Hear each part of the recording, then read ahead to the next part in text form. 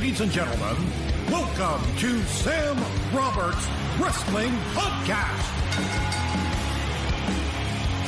Introducing your host from New York, here is Sam Roberts.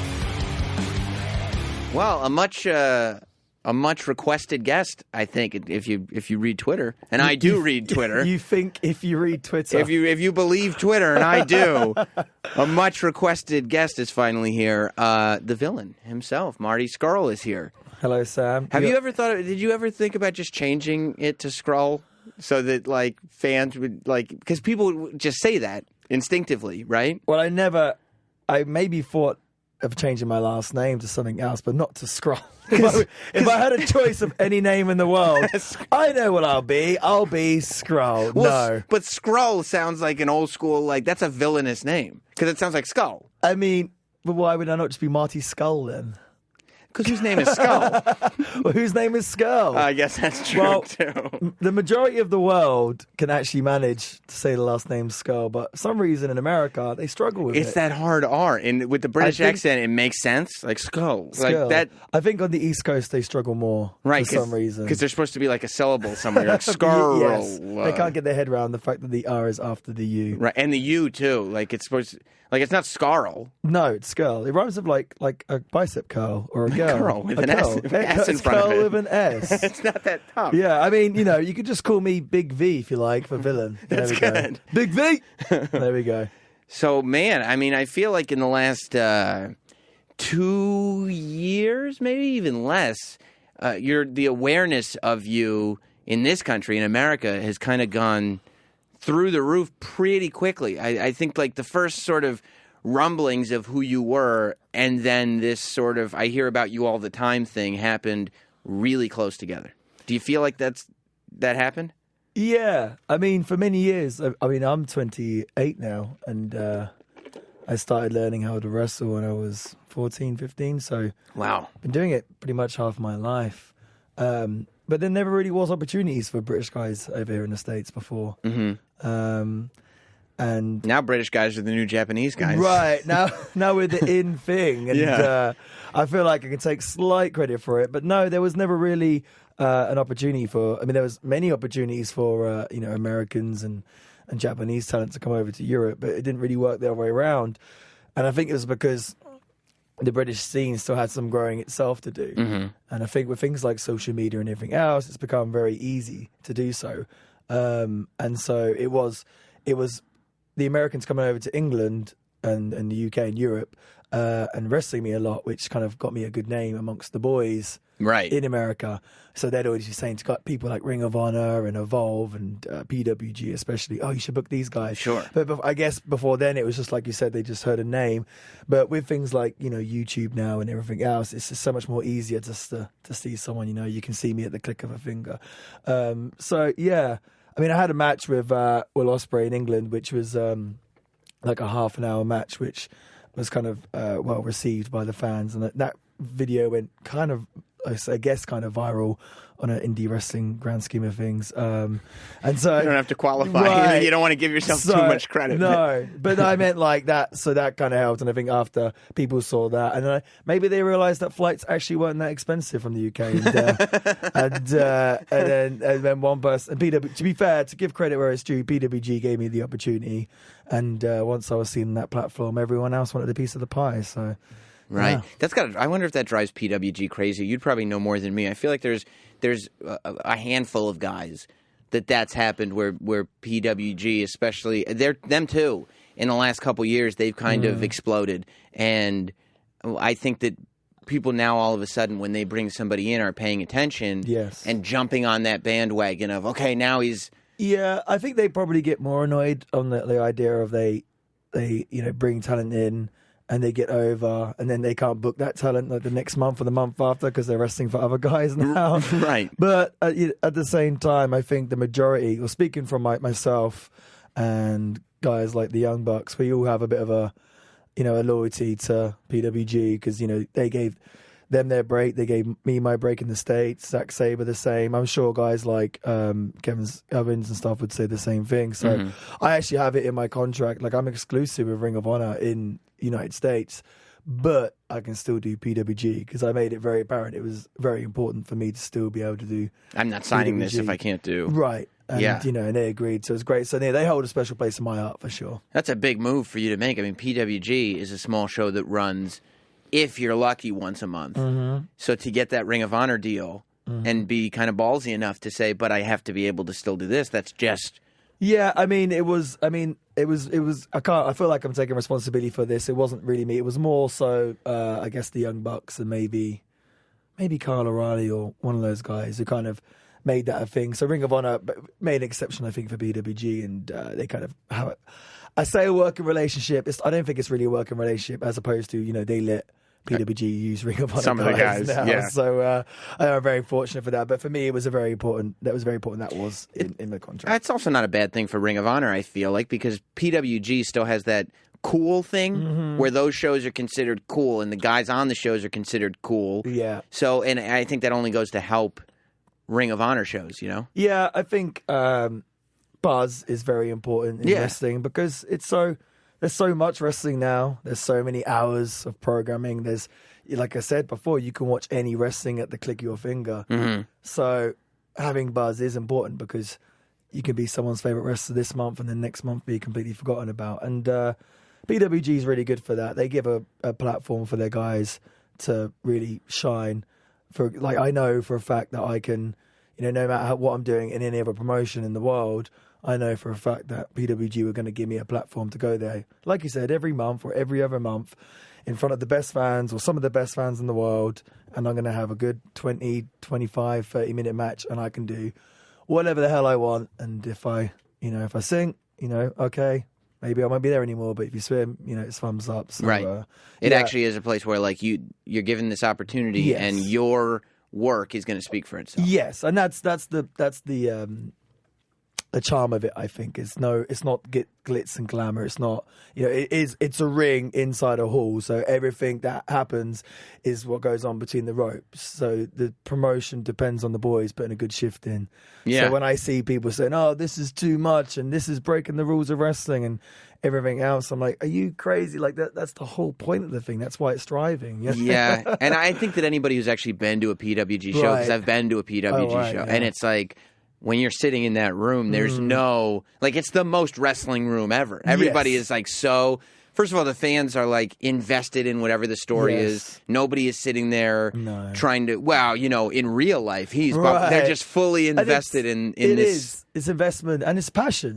You can't argue with passion, I don't think. Right. I think that was that big tweet that everyone went crazy this week. I think it was the guy from Kings of Leon slagging off wrestling. Did you see that? I did, when he said something just to the effect of, hey, grown-ups, stop watching wrestling, something like that. And I don't want to give him any more attention than it's worth, but it didn't upset me, but I did think it was slightly ignorant and naive in the fact that he is an artist and he obviously has a passion, and surely he should understand that other people have other passions. That's what the first thing that occurred to me is isn't that like your parents saying, you can't make a living playing guitar? Are you crazy? Yeah, cut your hair. Exactly. So I think it's a shame when people look like that. If you can't argue, if you see something like that, and you can see so much excitement and, like I said, passion from the fans having a good time, I think it's very hard to critique something like that.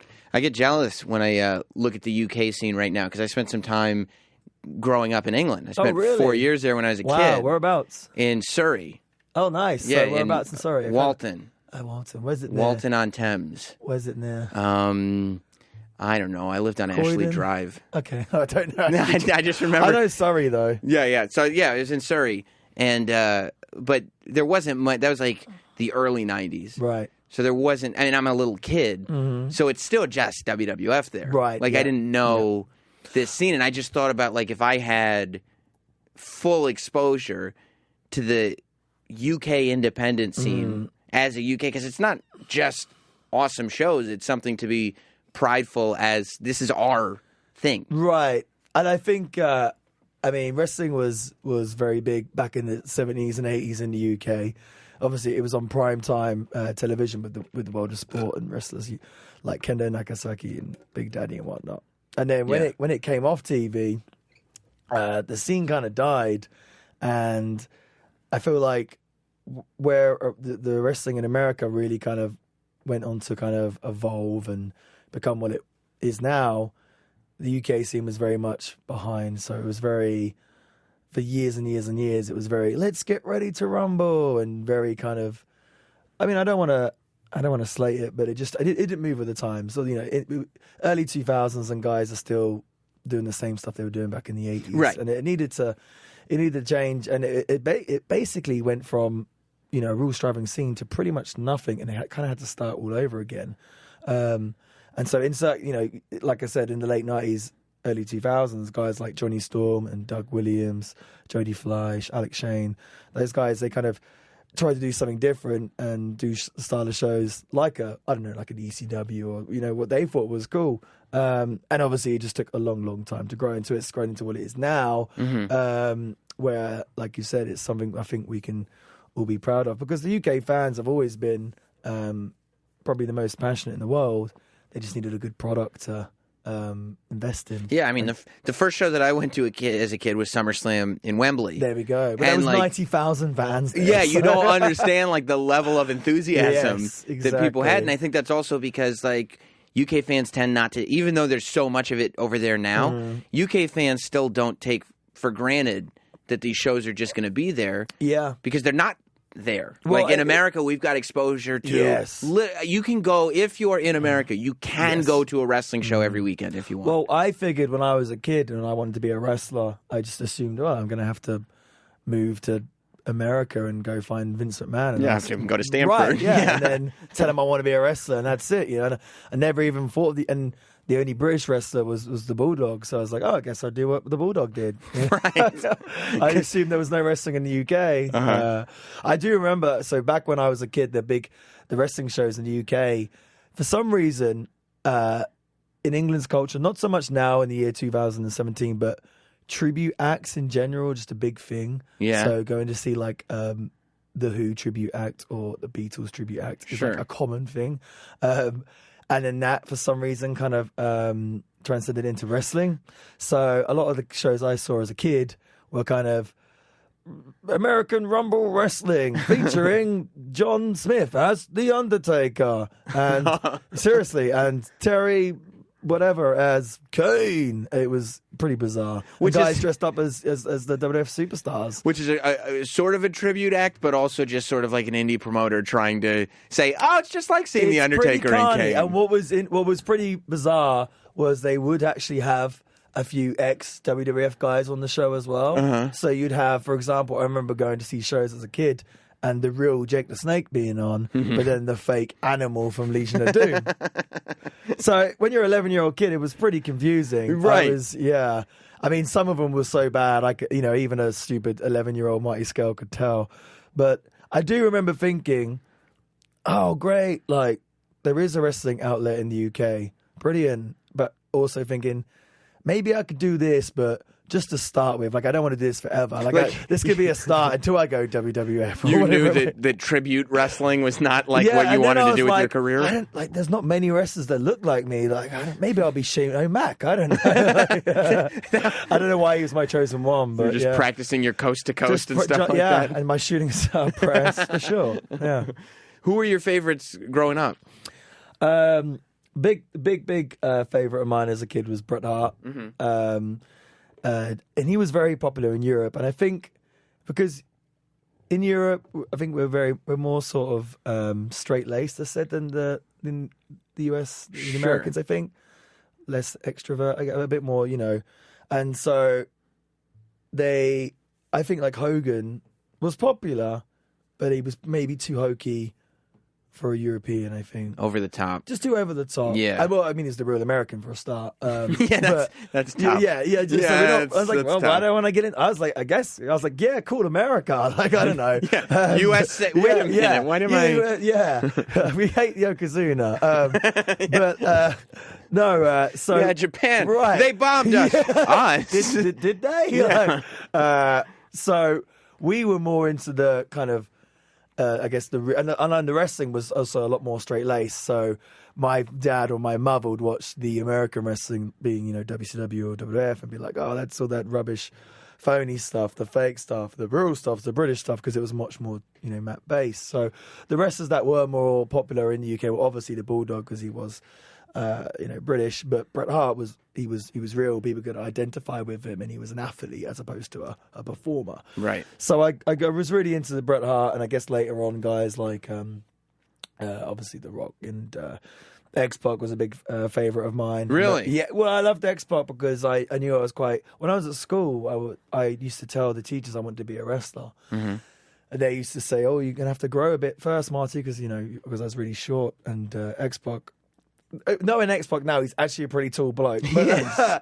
but I saw him as a small guy, and so I was like, oh, I could be like X-Pac. So when I wrestled at school, I was the suck-it kid being X-Pac. And a vivid memory, which doesn't even seem that long ago, but I remember X-Pac and Kane were the tag team champions, and they were my favourites. Mm-hmm. And they were about to wrestle Undertaker and the Big Show at SummerSlam '99, and I remember being so concerned and being like, "Oh man, they're wrestling Big Show and Taker. Like, I don't think they're going to be able to do it. Like, my favourites can't beat them." Like, and I was like, maybe if Kane could take the Big Show, then maybe just maybe X-Pac. You're like could take strategizing Taker. this for them. Like, I was like, he'll take him on, and X-Pac can get Taker, and like.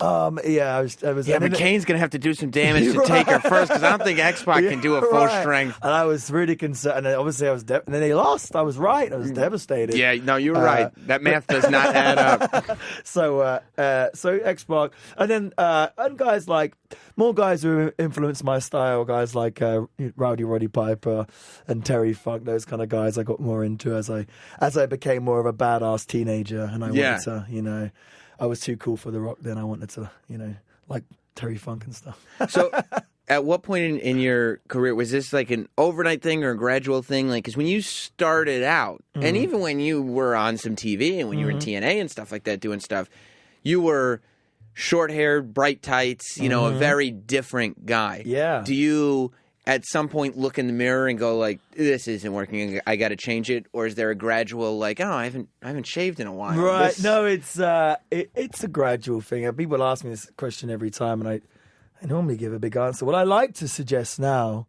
is that my previous character as a fun-loving good guy, Party Marty, was actually the whole plan all along, because obviously all good villains start off as a nice person. Of course. Something happens and they turn into that evil villain. So I'm actually a genius. My character is like a long thing over like 12 years. So this villain is because I try to be a good guy. Right. I try to be the one everyone loved. They Right. turned their backs on me. Where were you, The fans? society turned on me, and Yeah. then I turned out to be an absolute arsehole.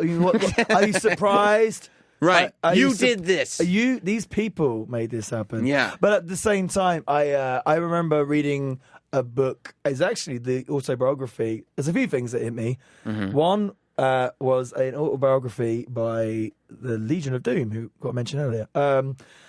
The fake Legion of Doom got mentioned. Yeah, the earlier. fake Legion of Doom, who actually know as well. It's actually I'll tell you who was fake Legion of Doom. Yeah. Interesting, was Paige's dad, Ricky Knight. Really? Yes, he played the Legend of Doom.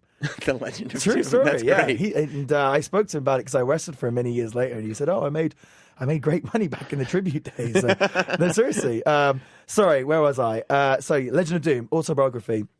And they were saying when they were starting out as wrestlers, they really wanted to stand out. Despite the fact they were already 6 foot whatever and 300 pounds of muscle, they still felt the need to stand out. And so they got the mohawks and the face paint and the big shoulder pads. Yeah. That got me thinking. I was like, I just kind of wear a pair of trunks and short back in size and clean shaven. Like, I need to switch things up. And there was a very famous quote. Well, I'm not sure how famous it is, but a quote either way from Matt Groening, who wrote The Simpsons. Of course. And he said that all great characters could be recognized from their silhouette. And I thought that's an interesting point, because if you think of Homer, you can tell straight, or Bart, or Marge, Maggie, you can tell, Lisa, and Sideshow Bob and whatnot. And I thought, okay, well, I need to get something to mix this up. So, yeah, it was a gradual thing. It wasn't like, this is my character. It's an evolving thing. It still is to this day. Yeah. Yeah, it's an evolving thing. Did you always know that you wanted to be invested in a character? Because a lot of guys now, and a lot of young guys and guys coming up, don't do the character thing, right? Yeah. And some guys are really successful not doing the Sure. character thing. Because because fans are so smart to everything, it's a little more difficult to get a fan to believe that you're this character instead of a guy who can just do this well? Yeah, I think originally I just assumed I'd be a really good wrestler, and then someone would give me a character, and I'd be good enough to play it off, you know? Right. Somebody would give you those spiked shoulder pads one day. Well, they'd be like, you're going to be Mantar too. And I'm like, yes, I love it. And I could do that. No. But I think you quickly realize to get by and be successful in wrestling purely based on in-ring ability, I think is you have to be really remarkable. You know, guys like Dynamite Kid could probably do it. But I feel like if you're going to be a main event player, you have to have that character and something that people can invest in. That is the most important thing, I think. Just right. Plus, you probably sell a bunch more T-shirts, which is nice. I mean, yes. And I have a lot of wrestlers, they say, Marty, how do you sell so many shirts? Like, how are you making all this money from T-shirts? You got to get a character, man. You got to have something people invest in. Because once you've seen a few flips, once you've seen some cool moves, there's not a lot of substance. I want substance. I want people to be invested. I want people to be interested in what I'm going to do and what I'm going to say. You need a gimmick, brother. You need a gimmick. I think it's an important, because at the end of the day, otherwise people are just paying to see two guys pretend to fight in their brands. Right. Same reason I was invested in Brett. He made me invested. I wanted to pay for the pay-per-view to see him wrestle. I wanted to buy the sunglasses. I wanted to run around my house dressed up as him. And so it's really cool today. Actually, the show 2 days ago in Detroit, there was an 11-year-old child dressed up as the villain. That's fur coat, awesome. Umbrella. And he goes up to me, he goes, "Hey, Marty, I loved your match at Mystery Vortex. I watched it on DVD. Mystery Vortex, by the way, is a PWG DVD. And I'm like, how old are you? He's 11. I was like, why are you watching PWG DVDs for a start? I think anytime, that's probably my most favorite compliment when, because I wrestle generally for an adult audience. Yeah. And so when I hear that a kid is a fan of me, that's almost like, that's really cool for me. Do you know what I mean? Because I think, wow, like that means this character is resonating with different audiences. Right. You know? So it's the most important thing, I think. And it's definitely helped me stand out and get to where I am. So if you told Zack Sabre Jr. that the jacket's not enough, kid, you gotta. I mean, Zack's actually a hell of a character himself. He is, yeah. I only clicked on the, because me and Zack often, well, every now and then we'll team up, and Zack is like a really, really massive like vegan enthusiast, and I wear a fur coat to the ring, so it's a bit of a I'm not sure when he's going to notice this. There's a yin yang here that I don't know if it works or clashes. Right, but no, I mean, like I said, so if you look at the guys who have broke out from Europe, Zack and Ospreay, both of them are very, very exceptional in their fields. So Zack is the best technical wrestler, and Ospreay is the best high flyer. So you need, they don't have to rely as much on characters, but they will, because they're the best, because they're in their field. But they will get to a point where they'll have to excel in that character. Because wrestling on the indies, and I guess wrestling on TV is a different thing. So they will get to the point where they have to do so. Because a lot of time as well, like especially with that high flying style, you probably can't do that for as long as you can. Do you know what I mean? Right. At some point, you have to figure out, okay, how do I make this work on the ground? Yes, because it's not great for the body, and not only that, but there's always going to be a new guy that comes along that can do something crazy. Yeah. So Matt Hardy started off as the greatest, a great high flyer, and years on probably had his best ever run doing that crazy broken man. It's amazing. So, and people think about that more than they do any of his 450 splashes. Right, and it makes you think like, God damn, I should have stayed on the ground the whole time. That really hurt. Matt probably thinks, why didn't I come up with this 20 years ago? It does. It takes time, man. It takes that whole finding yourself. Like I've been, like I said, wrestling for a long, long time. So it takes a long time to get comfortable in the ring and kind of find yourself as a character. Are you, because I feel like your character is like a cool bad guy in the sense that you're portraying a villain, but it's tough to not get cheered. Yeah. Is that a sticking point for you? Are you always trying to figure out how to get booed, or do you feel like in this day and age, that's not the way it works anymore? I don't. I often get people say, oh, you can't do that. Like, you're supposed to be a heel. Mm-hmm. I say, what the hell is a heel? Who said I was a heel? I'm the villain. I didn't say I was. I don't play by these pro wrestling rules of faces and heels. That's what makes you such a villain, right? I don't care about that. You can live by those pro wrestling rules. I think outside the box. Right. I'm a villain. I'm an antagonist. I do nasty things. If the people want to cheer or boo it, that's down to them. That says more about them than it does me. You know what I mean? Right. If they enjoy it, I think so many people get so obsessed by this is how wrestling should be. This is how wrestling should be. Because this is what it was like when I was a kid. Right. And like I said, there was an 11-year-old kid the other day who told me he loved me. So, like, they don't care about that stuff. And to be honest with you, if you want to make money in wrestling and be a main event player and stand out, you have to be a likable in some sense. So when I was a teenager, Triple H was the big heel, but we used to go to WWE shows and watch, and he'd come out and probably get the biggest pop of the night. Right. Everybody was buying that Game Over t-shirt. Sure, exactly. Now, is Brock Lesnar, is he heel or face? I've no idea. He's Brock Lesnar. Yeah, exactly. I'm the villain. Not comparing myself to Brock Lesnar, but it's the same thing. I don't worry too much about that. I just want to entertain the people and give them something they can enjoy. It just happens to be that my character is an antagonist. It's much like the same as it is with movies, you know. Were you surprised to find out that when you won Best of Los Angeles, Battle of Los Angeles. I always say Best of. Someone said to me yesterday, "Good luck in the Battle of Super Juniors." So people are getting confused. It's crazy. It's crazy. But when you won the whole thing, when you won Bola, was that something like, oh my God, I can't believe, or was it like, well, yeah, of course?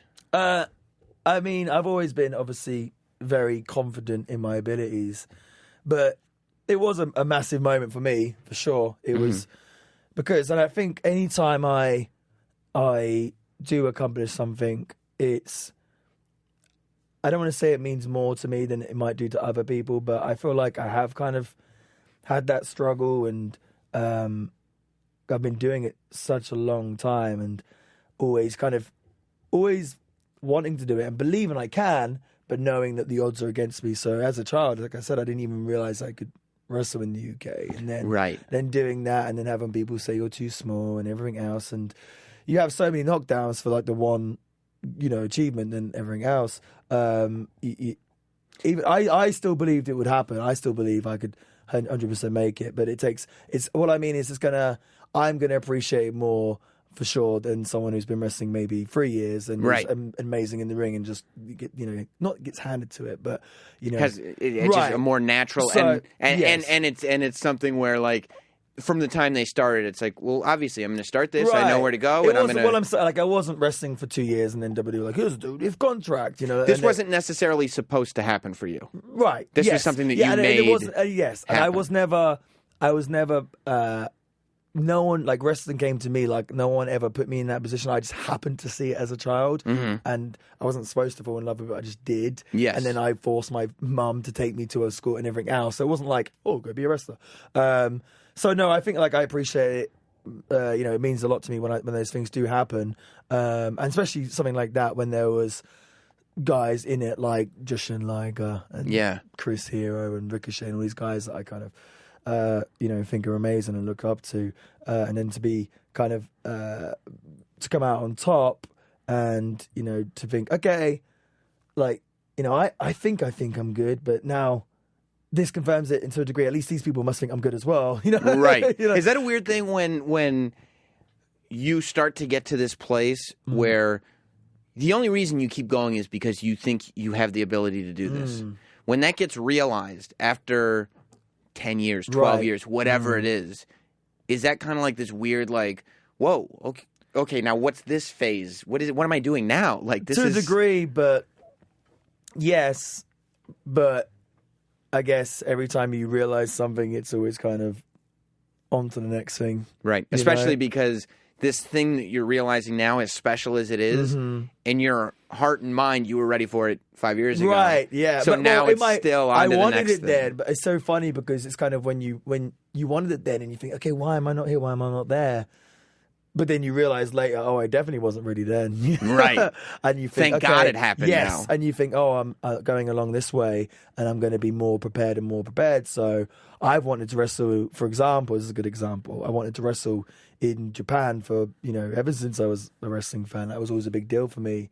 And so for years and years, I've always been, I hope I get an opportunity in Japan. And many years ago, it could have happened, but didn't. And you kind of think, I forgot, crying out loud.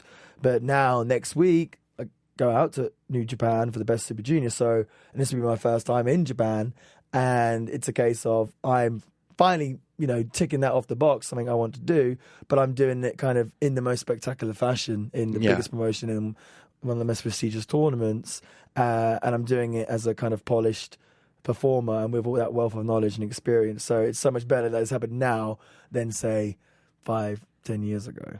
And was getting the Ring of Honor deal, not only getting the Ring of Honor deal, but pretty quickly getting the television championship. That had to be another one of those surreal moments for you. Yeah, it was. Again, I was a big fan of Ring of Honor as a teenager. People forget that's been around a long time, 15 years, yeah. It's going to be weird when it comes up to the 20th anniversary, isn't it? I had a conversation the other day, like, when is 20 years? Like, whoa, 20 years? It's like almost double WCW time and ECW time. Yeah, you even, like it gets compared, like, this is the closest thing we have to ECW, and you go, no, ECW had its doors closed a long time before now.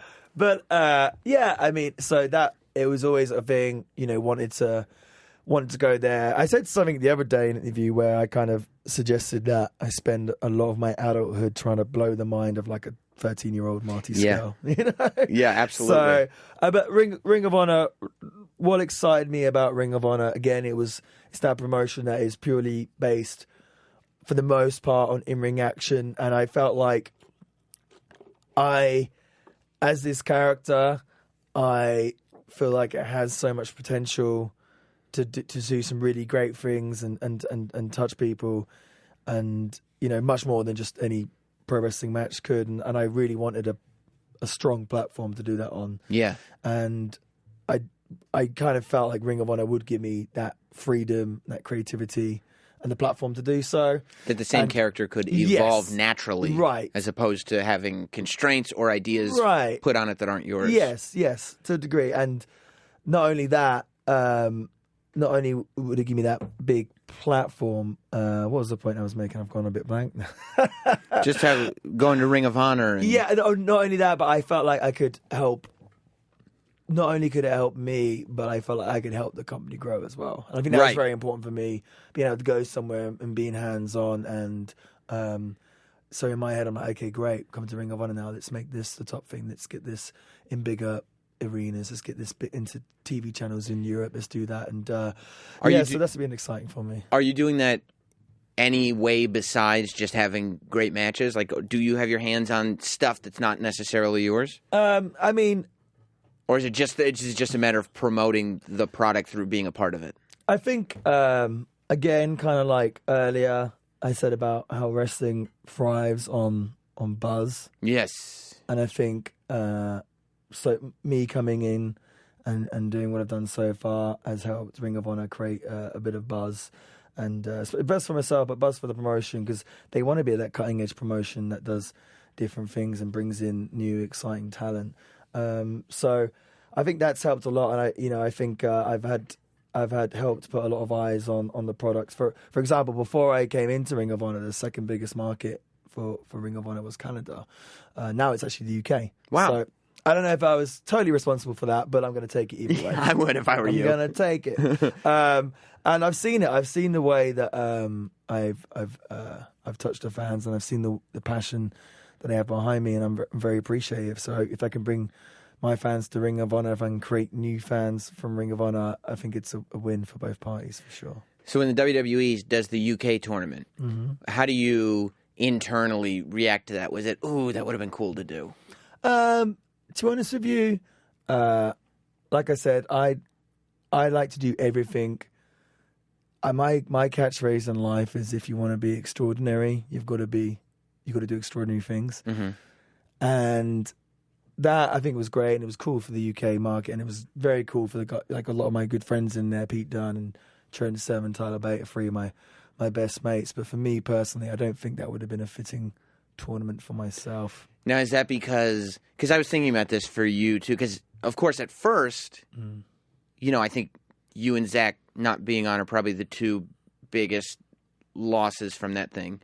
But I was also, the more I thought about it, especially with you, the more it was like, but is it better to be the one guy who's not there? And maybe when the time comes for you to be over there, if that's what happens, right, you're not coming as, I'm one of the pack of British guys. I'm this other dude over here. I mean, without blowing too much smoke up my ass, I'm not one of I don't want to be one of 16 guys or one of 32 guys. I like to do everything to the best and to the extreme, and I want, for me, that's why a big part of why I came to Ring of Honor. There was other opportunities that I could have done before coming to Ring of Honor, where I had to say, I don't want to be, one of as a group. Like, I want to stand out by myself. You did, yeah, and that was important for me. I didn't want to, and I thought Ring of Honor didn't have any British guys.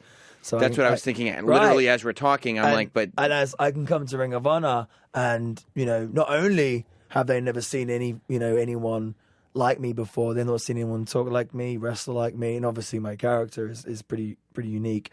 So that was important for me. I figured I could stand out, and that was more exciting for me. Doing something new. I don't like to do what everyone, like, look at my character. It is different. It goes against the grain. Of course, it has a chip on its shoulder.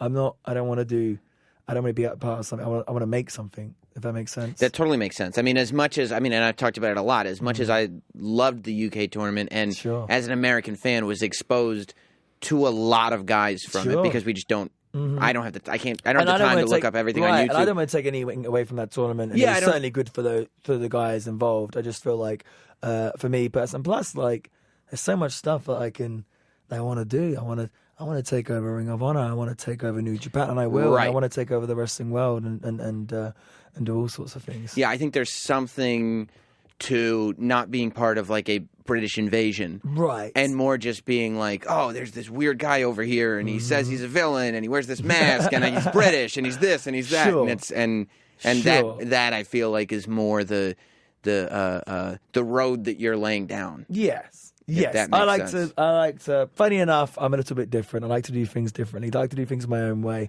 and I think that's quite admirable in this day and age. Yeah, but does part of you say, like, I wish Jack Gallagher wouldn't bring that umbrella to the ring, because that's my umbrella? I mean, I hear he's just a massive Marty Scurll mark. Is that what it is? He must just be a very, very big fan. He's bringing an official Marty Scurll umbrella to the ring. I mean, at the end of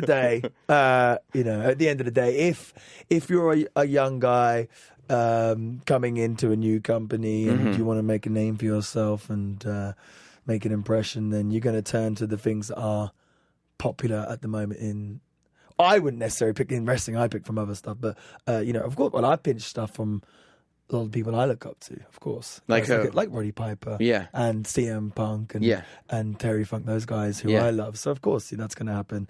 So I mean, it's flattering, really, if anything. I mean, I see a lot of the big promotions around the world, and I see stuff of mine kind of pinched here, there, and everywhere all the time. It's just a part of it, right? So, and it's up to you to evolve past it, right? Yeah, and if anything, it's a challenge for me. Yeah. So because at the end of the day, I'm more than a prop, and I can always add more props. Now I come to the ring with a hole. Now, someone was saying to me the other day, who was it? Maybe it might have been Kyle O'Reilly. He was like, oh, no, was it him? No, Matt Riddle. There we go. Kyle was there. And he said, oh, when I first saw you, you had a pair of glasses, and then you had a fur coat and an umbrella, and now then you're coming out with, like, this weird, like, bird mask and a hat, and you got spikes on your shoulders, and you got this, and I'm like, yeah, I think, like, in a year's time, I'm just going to keep adding stuff, and I come out to the ring on a motorbike with a monkey on my shoulder, a flamethrower, just add more and more props, and just, See, this is the way it's going to be a problem, though, is once you get an action figure, it's going to be so expensive to make it, because it's got to have all these little things with it. It's going to be a premium action figure. But no, it's a challenge, and I think that's another reason why I've managed to stand out. Like I said earlier, Ring of Honor isn't anyone that wrestles like me, because I make it a job of mine to make sure I'm completely different to everyone else. So as soon as I see someone else doing something of mine, I go, okay, I won't do that anymore. I won't do that move anymore. The reason I did the chicken wing in the first place was because I hadn't seen anyone do it for 20 years. Right. I thought, I don't think anyone's going to be ripping off Bob Backlund in a hurry. But in hindsight, now the chicken wing, I thought it was super badass when crazy Bob Backlund was doing it in '94, and you forget that he made it kind of badass. Yeah, and he did. And then I was like, okay. And actually, it was less Bob Backlund. A lot of the old British folk used to do the chicken wing. guys like Johnny Kidd, Marty Jones, even Norman Smiley. In fact, X-Pac used to do the chicken wing. Yes, he did. In WCW. When he was 6, that's right. Yeah, I can't remember what he called it now, but we had a conversation about it. He's like, you do, I like you, Marty, because you put it on properly. I was like, cool, man. I actually kind of forgot he did it. But again, it's unique, I think, and even though it is an old wrestling move, it's taking that and then making it your own and putting your own spin on it. So even the moves, it's pretty impossible to invent new maneuvers per se, but then to make them your own and put a spin and put your own taste on it is a whole other thing. And I think a lot of wrestlers forget to do that, and that's why a lot of stuff they do doesn't really have any substance or doesn't be remembered. And so again, kind of like I was going back to before, it's very important for me to kind of to be different, and because things do get copied all the time, you've got to develop. That's why it's important to have that character and important to have that outlet where you can talk. But you're not. Are you waiting to be copied before you think of something new, or are you just constantly? I'm a pretty. I spent, it's my full-time job, wrestling, and it's not just a job because it's my passion and it's what I feel that I'm put on this earth to do. So I think about it all the time, like. I'm probably a good year or two down the line in my head of where I'm going to be and what my character's going to do, and because I'm thinking all the time, okay, I've got to stay on the edge of okay, I'm hot now. Yeah. People say, oh yeah, but there's ups and downs. You won't be hot forever, and I'm like, okay, well we'll see about that. I'm going to do everything I can to be as hot as for a very, very long time. I don't intend on slowing down anytime soon, so I'm always ahead of the curve. Like even tonight, I've got this badass mask tonight to wear on pay-per-view, and I've had it for about 6 months, but I've been saving it because I've had that just for the right but I've thing. had other stuff to do first, and I'm like, okay, now it's ready to wear this. And do you buy them in a store? Just come across them, or does somebody make them? Just all over the place. This one, actually, my friend actually picked it up from some random market in Italy. So that's so cool. He just texted me, was like, do you want this? And it was way expensive, and I was like, I have to have it. Yes. I just must have it. Yes, I was like, I must have it, and I'll probably wear it once, but it'll be on pay-per-view, it'll mean something. And I'll probably get more tweets tonight about that. Oh my God, did you see Marty's entrance? Then my match, or did you see when Marty said this, or whatever it might be, than anything else. I think that's the cool thing with me as well, is GIFs, GIFs on face, sorry, not Facebook, Twitter. Yeah. Every other wrestler is like such that they do a really badass move, but mine are never badass moves, which actually kind of upsets me to a degree. But it's always like some me putting a silly face, me doing an entrance, me doing something stupid.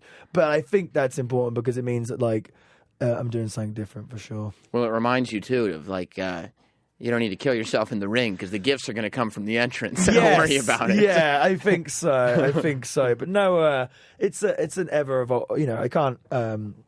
It's an ever evolving thing. Who knows if what I do in the ring, it could change over the next few years, and because society changes and culture changes. Yeah. So I have to move with the times, and I want to be ahead of it. And I think the reason why I have managed to get where I am is because I do think outside the box. So I do, okay, this is a trend in wrestling now. I'll do this, I'll do that. And it's a lot of the times it is a risk. And I think all those years of wrestling has helped me because I used to do years and years and years of wrestling on the holiday camps in the UK where the people in the audience weren't wrestling fans, and so there'd be very small crowds, and it could be embarrassing, and you could try things out and you could do stuff. And after a while, you don't really get nervous about messing up, or you don't get nervous about doing something and it not getting over. Right. A lot of guys are too scared to take a risk because they're too scared to look stupid. And I feel like that kind of vanished from me a long time ago. So I'm bold enough now to go, I'm going to wear a bird mask to the ring and carry an umbrella, because trust me, all the people that say it's badass now, or the chicken wing's a good example. Everyone who thinks that's cool as hell now, when I first did it, I don't think people thought that was the case. When I started doing the chicken wing and screaming chicken wing at the top of my voice before I did it, in front of complete silence, people thought I was stupid. People I remember Colt Cabana was like, dude, when you start doing that chicken wing thing and the umbrella, everyone was laughing at you. But, got to give it to you. You stuck at it and you continue to do so. And now it's like, one of the most over things. And I think it's because I have no shame, and I have no, I have no shame in being embarrassed. Clearly, right. I don't. It's the same as I guess being a stand-up comedian, I guess they're only invincible when they don't care if they do a joke and people aren't going to laugh at it. And that usually is same thing for stand-ups happens Right. after 10, Yes, 11, there 12 we go. years because it's like what are you going Because to do? What's the worst thing that you're going to do? It's easy to pinch something from someone knowing that it's gone over, knowing that works. Right. That's a badass move. I'll do it. I know it's going to get a reaction. Oh, that's a cool umbrella. Let's do that. That's going to get a reaction because it's been done. It's been proven. But then doing something that's never been done and being like, oh, this is a risk. I love that. I do that all the time. Because that's your reaction. Right. That's not a reaction to the move. Right. That's not a reaction to the prop. Yeah. That's you got that reaction. You made it. Yeah. So I'll be like, okay, I'll try this. Yeah. I great example of this. I don't know if it's a really fair one because the crowd is so freaking awesome in Ireland at the moment. But there's this really cool promotion called OTT, Over the Top Wrestling, in Dublin, Ireland, and it's probably the place where I feel like I'm the most over I am anywhere. Like I like to think I'm pretty damn over in Ring of Honor, but in OTT it's like deafening. It's next level. Right. And I don't know why, but I decided that I was going to beat up the guy, wrestling Donovan Jajak, a big guy. So I was like, I really got to lay it onto him. And I was like, how can I get him down? I was like, I know. I'll grab him like in a headlock and I'll give him rapid 1-inch punches like this, like doosh, doosh, doosh, doosh. And I was like, what I'm going to do is I'm going to grab him. I'm going to do it. I'm going to see how fast I can do it and do it for as long as I can until I blow up, basically. Yeah. So I get him in his headlock. I start punching him like 1 inch for about a minute. The crowd at first is like, what the hell is Marty doing? It kind of goes from what the hell is he doing to like standing ovation halfway through. And all I'm doing is like, and they just like go nuts. You know what I mean? And it was the stupid thing. But in my head, I'm like, well, if they're complete silent, I don't give a, it doesn't matter because 2 minutes later I can scream chicken wing and they're going to come up for me anyway. So we'll give this a go. And then, so again, that one works. Some things don't work, but that time it did. So you got to take risks. I think, that a funny thing happens, and maybe you don't feel this way at all, but when you start to get successful, you shift your vision of a timeline. So, like, I think when you're young and when you're starting, you have a timeline in your head of, I want to be here, and then I want to be here, and then I want to be here. And when you start to get successful, people start to get to this place where they go, well, I see where this leads. I don't know when it leads or how it leads. So I think I'm just going to do this. Do you have a timeline in your head? Like, do you have a thing? Because you said, like, I'm thinking a year and a half out of my character. Is there something in your head, like, I want to be, if you even want to be in WWE, I want to be in WWE at this point. I want to be, wrestling full-time in Japan at that point. Do you have that now? I think I did. Like, kind of like you said, I was younger, but... Yeah. I feel like I can't remember who said it, but it was a quote I saw the other day, or an interview. I can't remember who it was, but they said you spend so much time of your life kind of seeking happiness in the sense that you're chasing something, and you think in your head, okay, once I get that, then I'll be happy. So once I'm a millionaire, then that's my happiness. Then I can relax and everything else. But the truth is, probably when you become a millionaire, you want something else. You want, of course, you want to be a billionaire or whatever it is. I'm sure guys whose dream it is to be WWE champion, they become WWE champion, they lose it, they want to be it again. Or CM Punk's a good example. He wanted to be champion again. Of course he did. He wanted to, he won a title, but he wants to main event WrestleMania. I'm sure if he did that, he might want to be the first guy to main event 10 WrestleManias in a row. Right. If you tell CM Punk when he's 22, you're going to get the Undertaker match at WrestleMania, he's flipping out. If you tell CM Punk when he wants to be in the main event that he's getting the Undertaker match, he goes, that's not the match I want. I want the main event. Go. Yeah. So it's funny how he's come up. But so I don't think there's certainly aims I have. Absolutely, there's things I want to accomplish. And a lot of them go further out than just winning a title or competing for this. I want to touch people in certain ways. I want to branch. I want to get wrestling out into the world, and if we can get Ring of Honor on a big TV station, or if we can get wrestling to be accepted by everyone, that's that sort of stuff is important to me. If I can get Villain filling t-shirts in H&M, that's a big deal to me. Things like that I think is important. So I certainly have aims, of course, and I think that's a good way of achieving them. But there's no necessarily timeline, I'd say. It's just a matter of your goal right now and for the foreseeable future is to. I think the big thing is make wrestling mainstream. I mean, not that. Yes, to a degree. To a degree, yes. Yeah. But what I'm trying to, it is to be mainstream for sure. But I think just to have impact on people's lives and to make an impression. And I often say, "Long live the villain." It's because I want my body of work and what I've done on this earth to kind of live on for a long, long time after I've been on this planet. So, like I said, it kind of more so out of than like, oh, I want to be the bloody blah champion or whatever it might be. There was one more point I had in my head now.